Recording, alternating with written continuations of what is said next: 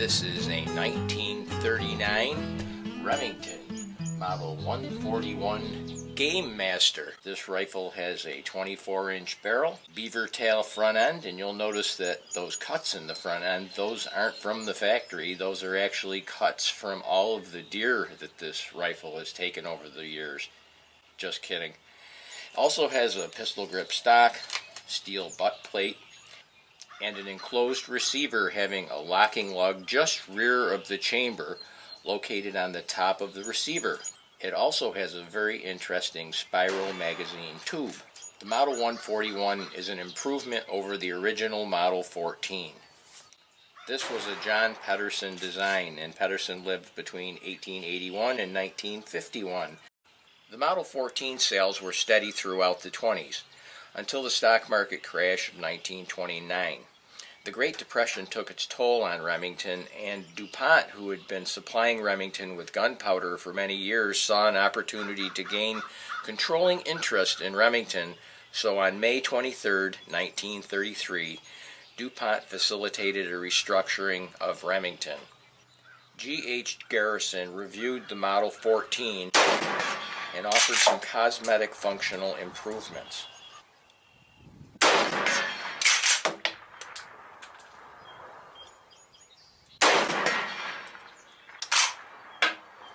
It sure does lob those probably nearly 15 feet. They went from a 22 to a 24-inch barrel, 18 to 18.5-inch carbine barrel, wider front stock, faster handling stock with a metal butt plate on the back. At the time in 1936, a standard grade like this model sold for $46. They also offered a C grade for $80, a Peerless for $146, and a F Premier for $300. Alright, I have to say I'm a little clumsy with this rifle.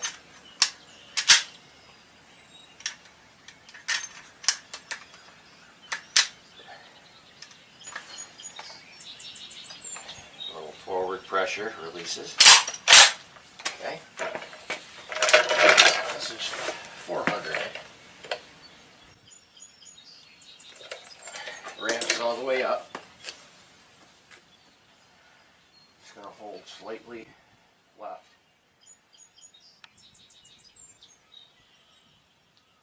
Right in the middle of the plate.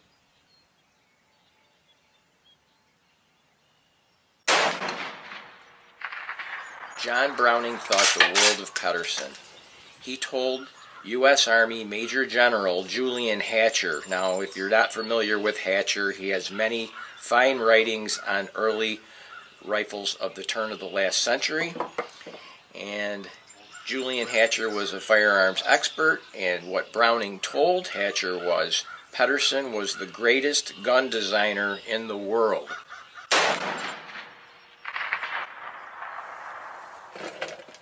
Okay, well, 400. 400 is all the way up. I got a 0 at 4. What are we going to do with 5 and 6? We'll have to see about that. 30 Remington uses the same load data that the 30-30 Winchester does. 30 Remington is a rimless case compared to the rimmed 30-30 Winchester. The load data that I used was 30 grains of Hodgdon 335 and a 150 grain jacketed flat nose projectile. But this is how we're going to get out a little further. This is a plastic clothespin. You'll notice that it has grooves on the inside of it. So here's the completed project. You'll notice that picture hanger, I used a black magic marker. And I took my Fordham tool and I cut a groove, so that allows me to adjust for elevation.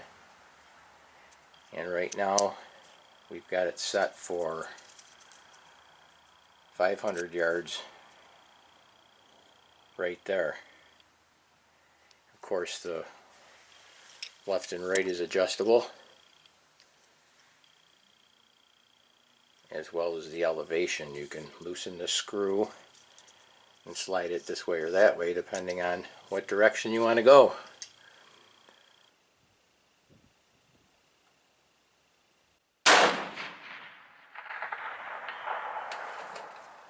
That was a hit at 500 yards with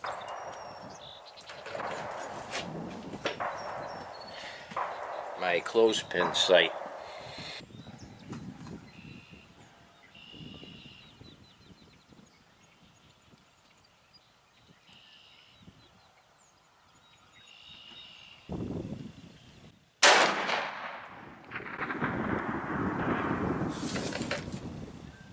So at 500 yards we were 30.9 minutes up from 100.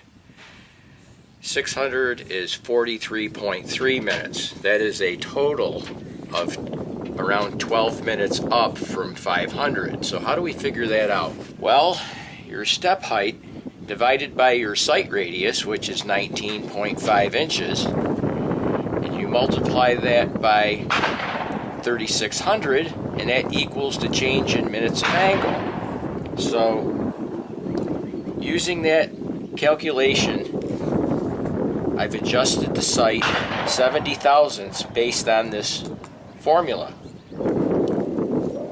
That is the difference from 500 to 600 yards.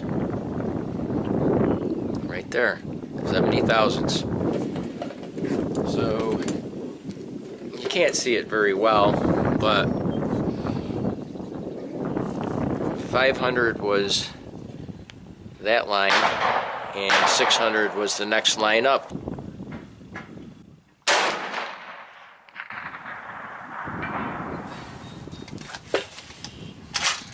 There's 1 and 6.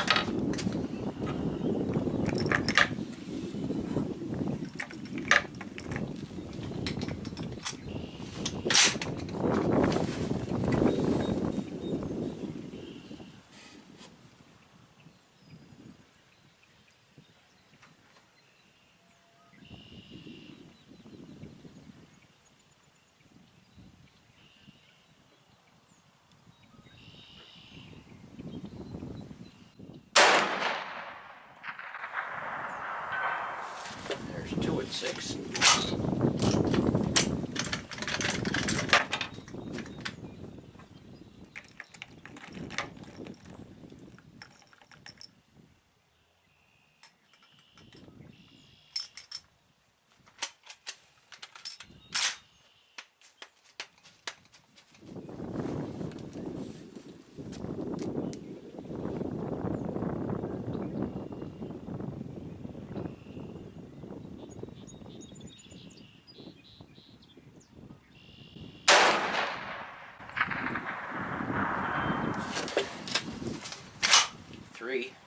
At 6 with my clothespin sight. Now disassembly process on this, it comes apart very easily, but unfortunately what ends up happening is they have what they call an action bar lock, and that action bar lock is in the way and it interferes with putting the slide and the breech block back together.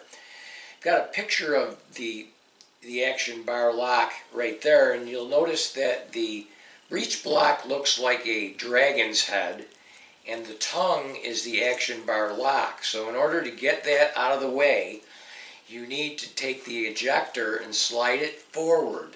That's the ejector slide plate. You need to push that forward, and that takes the action bar lock out of the way, and you can now put the slide and the breech block back together.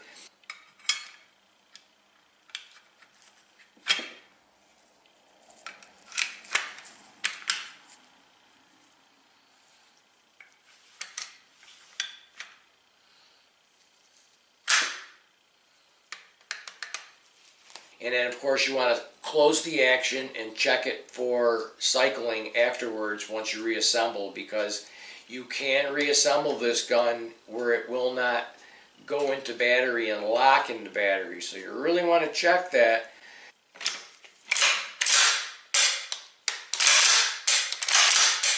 So once again, I appreciate you guys watching. I'll catch you on the next video.